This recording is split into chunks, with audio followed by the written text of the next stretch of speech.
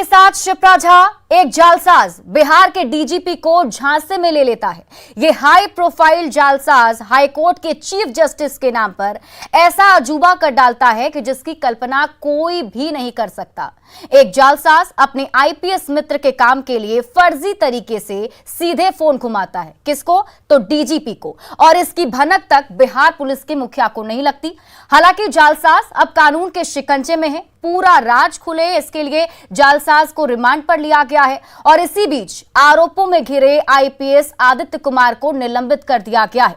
बावजूद इसके सवाल उठता है कि क्या डीजीपी को इतनी आसानी से मूर्ख बनाया जा सकता है? आज बहस बिहार की में डिबेट इसी मुद्दे पर शुरू करते हैं और आपको हमारे साथ इस मुद्दे पर डिबेट करने के लिए जो गेस्ट पैनल जुड़ा हुआ है, सबसे पहले इंट्रोडक्शन आपको करवा देते हैं। तो हमारे साथ डॉक्टर विनोद शर्मा हैं जो बीजेपी के प्रवक्ता हैं, जेडीयू के प्रवक्ता अभिषेक झा हमारे साथ जुड़े हुए हैं, नवल किशोर चौधरी जी राजनीतिक विशेषज्ञ हमारे साथ जुड़े हुए हैं और उमेश सिंह रिटायर्ड आईजी हमारे साथ जुड़े हुए हैं। आप सभी का बहुत बहुत स्वागत है। और सबसे पहले शुरुआत बीजेपी से। विनोद शर्मा जी, देखिए मामला बेहद ही गंभीर है और इस मामले को के खुलासे के बाद सरकार की तरफ से जांच भी करवाई जा रही है, तो अब आप लोग की तरफ से क्या कुछ और डिमांड है?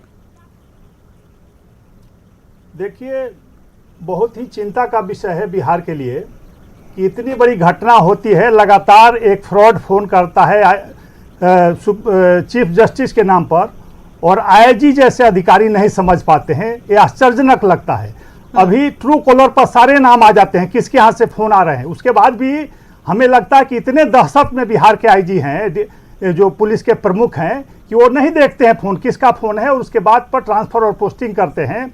और सबसे बड़ी बात है कि बिहार में जो आप सुना होगा कि नाम नयन सुख और आँख का अंधा व्यक्ति को नयन सुख नाम दे दिया जाता है, वही हाल बिहार का है। हमारे बिहार के आदरणीय मुख्यमंत्री जी का सुशांत कुमार नाम है, लेकिन अभी पूरा बिहार भ्रष्टाचार के दलदल में फंसा हुआ है। अभी देखा होगा सुधाकर जी मंत्री जी ने को जो हटाया गया, उन्होंने सारी पोल दर खोल के रख दिया है बिहार की कि बिहार की सच्चाई क्या है कि विधायिका को पूरी तरह से कमजोर कर दिया गया है। माननीय मुख्यमंत्री जी किसी की बात नहीं सुनते हैं, एक तरफा चलाते हैं। अफसर भी जानते हैं कि कोई फायदा नहीं होगा और मंत्री और विधायक तो यहाँ चपरासी के समान है, उनके मंत्री का कर्तव्य है। तो बिहार में वही हाल है कि यहाँ मुख्यमंत्री के आसपास में बड़े बड़े जालसाज, बड़े बड़े अधिकारी बैठे हैं जिन पर हाथ देखिए अभिषेक जी भी कुछ इस पर कहना चाह रहे हैं, लेकिन एक मिनट को पकड़ने का काम करते हैं। बुआरी और रेहू मछली जेडीयू के प्रवक्ता अभिषेक झा हमारे साथ जुड़े हुए हैं। अभिषेक, देखिए मामला तो बेहद ही गंभीर है क्योंकि ये सिंपल सा क्वेश्चन है और मुझे लगता है कि सभी दर्शक ये सवाल पूछ रहे होंगे कि क्या इतना आसान है बिहार पुलिस के मुखिया डीजीपी को मूर्ख बनाया जा सकता है? एक गंभीर मसला है और इस मसले पर कोई हल्की बयानबाजी की जाए या हल्की बातें करके निकल लिया जाए, ऐसा संभव नहीं है। प्रथम दृष्टया जब यह मामला सामने आया तो हर कोई आश्चर्यचकित हुआ होगा कि किस तरह से एक इंसान ने अपने फर्जीवाड़े के जाल में सूबे के जो डीजीपी हैं उनकी बात सामने आ रही है कि उनको मैनिपुलेट कर लिया है।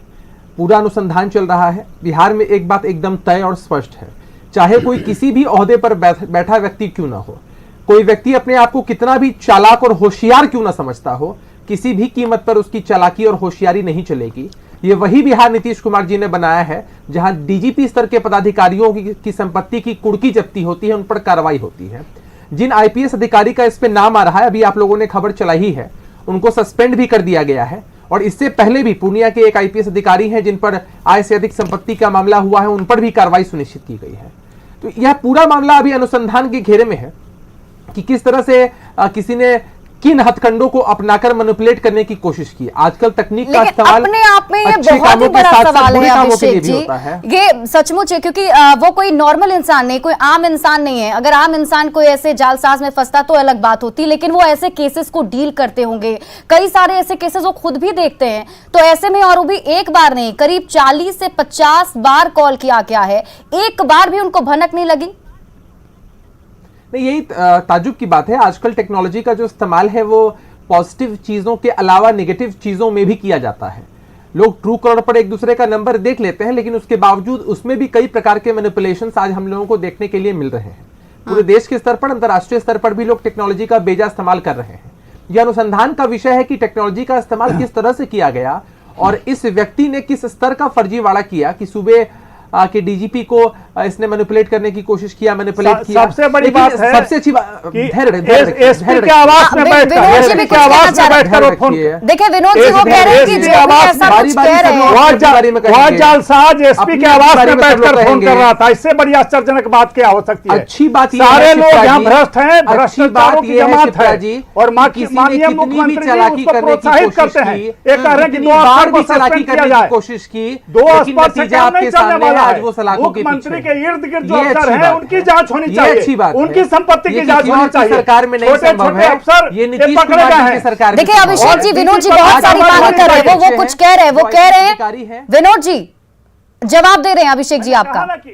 देखिए माननीय मुख्यमंत्री जवाब सुनने जी का के ध्यान रखें इर्द तब गिर्द तो। में जो अफसर है अच्छी बात ये उनकी है, जांच होनी चाहिए, एक अच्छी- वो भी शक के दायरे में है, विषयांतर हो रहा है। और सारे लोग दहशत में विषयांतर हैं। क्यों हो रहा है? कहीं न कहीं माननीय मुख्यमंत्री जी विषयांतर के क्यों साथ हो रहा पर है? इस तरह विषयांतर के क्यों हो रहा है? फ्रॉड हो रहे हैं, देखिए, भ्रष्टाचार हम बढ़ रहे गंभीर मसले हैं। पर चर्चा- माननीय प्रदेश चित्रा मंत्री जी, आप इनको यहाँ शांत के कराइए। उन्होंने आप उजागर इनको किया शांत सारी कराइए, बातों उन्होंने को। अपनी बारी में बोल उसके दिया बाद है। भी ये बचाव अपना कर रहे हैं केवल, तो बचाव से काम नहीं। बिहार की जनता पूछ रही है कि आप इनको माननीय शांत मुख्यमंत्री जी, कराइए। क्या 2 अफसरों को अब आप बलि इनको शांत चढ़ाकर कराइए। अपनी छवि सुधार लेंगे क्या?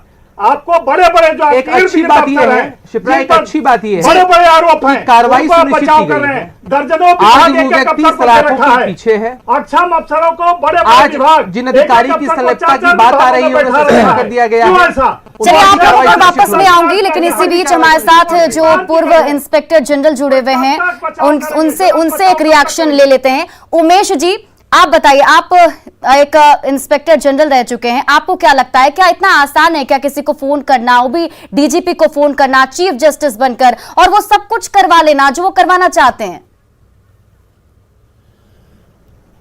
हाँ, इसके संबंध में हम कहना चाहेंगे कि आप तो ज़्यादा वाकिफ़ हैं साइबर क्राइम से।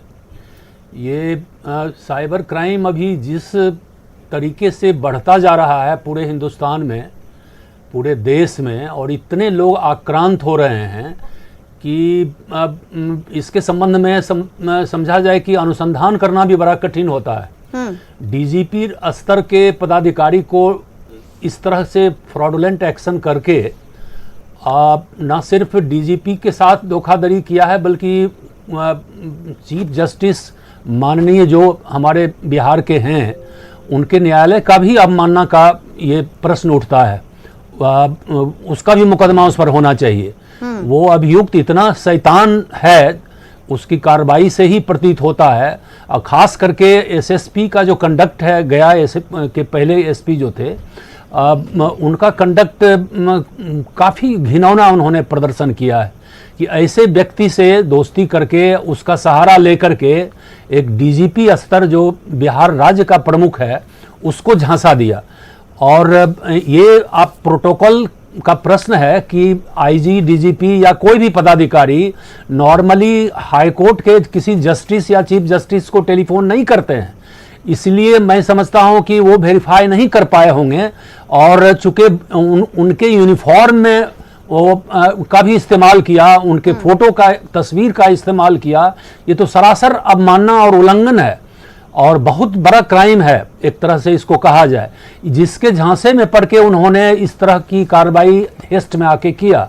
और आप ही अभी बताए कि 40-50 बार उन्होंने टेलीफोन किया। वही तो एक बार नहीं 40-50 बार कॉल आया, तो ऐसे में हाँ, सच में सवाल तो यही बनता है बिल्कुल, बिल्कुल, कि आखिर एक बार भी उन्हें ऐसा नहीं लगा। किसी व्यक्ति को कॉमन सेंस होगा कि चीफ जस्टिस इतना बार फोन करते हैं क्या? वो इतना कर को क्यों नहीं समझ आई? एक सेकंड विनोद शर्मा जी, मैं आपके पास वापस आऊंगी, अभी उनको कंप्लीट करने दीजिए।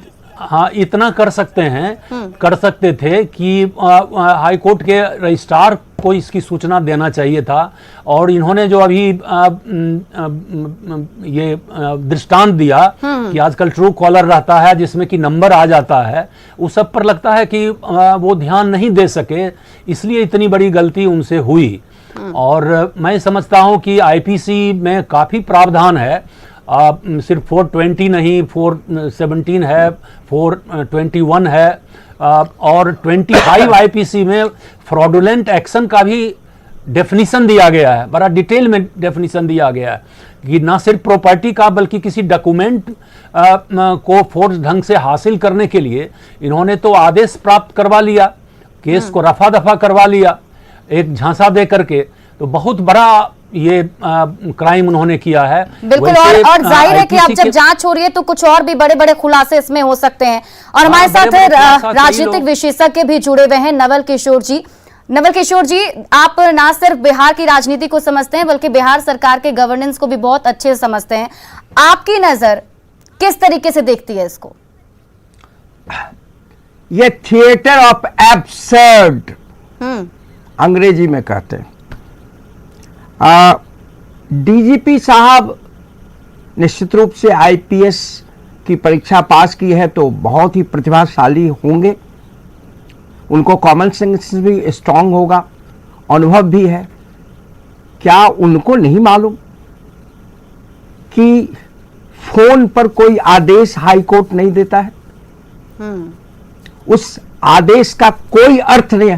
थोड़ी देर के लिए मान लीजिए कि वो एक्चुअल चीफ जस्टिस होते, फ्रॉडुलेंट कॉल नहीं होता, एक्चुअल कॉल है, तो क्या उस कॉल के आधार पर डीजीपी को एक्ट करना चाहिए? मोर सो जब वो क्रिमिनल एक्टिविटी को अवेट कर रहे हैं। उपेंद्र जी बहुत सीनियर ऑफिसर है, मेरे बड़े भाई हैं। क्या अवेटमेंट ऑफ क्राइम नहीं है? ये क्राइम को प्रमोट करना, उसका साथ देना अपने आप में क्राइम है। मैं सेक्शन नहीं जानता। क्या फोन पर शासन चलता है यहां का? इसका मतलब है कि बिहार में मंत्रियों के फोन पर, हो सकता है जज भी हो, मैं नहीं जानता, बड़े लोगों के फोन पर काम होता है, प्रोसीजर का पालन नहीं होता है। और इस केस में हाईएस्ट पुलिस ऑफिसर फोन पर आदेश लेते हैं, वह भी गलत आदेश लेते हैं, उसको इंप्लीमेंट करते हैं और मुख्यमंत्री चुप है। What action has been contemplated against the DGP? Does he have the right to continue in office? उन पर मैं उनका व्यक्तिगत रूप से बहुत सम्मान करता हूं, मेरा कोई व्यक्तिगत एजेंडा उनके खिलाफ नहीं है, लेकिन उन पर क्रिमिनल प्रोसीडिंग्स ड्रॉ होना चाहिए। क्यों? कि उन्होंने एवेटमेंट ऑफ क्राइम किया है। Abetment of crime itself is a crime under certain sections. He should be proceeded against, criminal proceedings उस पर ड्रॉ होना चाहिए।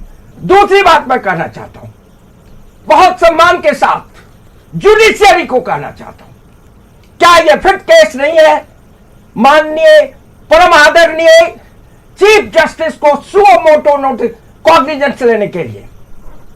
क्यों नहीं माननीय? और मैं ये कह रहा हूं at the risk of contempt of court, ये फिट केस है सुओ मोटो नोटिस कॉग्निजेंस लेने का। और हाई कोर्ट को मैं आग्रह करता हूं कि अगर वह गवर्नेंस में और जुडिशियरी के इंडिपेंडेंस में विश्वास रखते हैं, जो जरूर रखते हैं क्योंकि उन्होंने संविधान की शपथ ली है, तो मेरा आग्रह हाथ जोड़कर सुओ मोटो कॉग्निजेंस लें और एक्शन लें। और तीसरी बात, इसमें बड़े बड़े अधिकारी शामिल, स्वाभाविक रूप से इकोनॉमिक ऑफेंस यूनिट कैपेबल नहीं है इसको इन्वेस्टिगेट करने के लिए।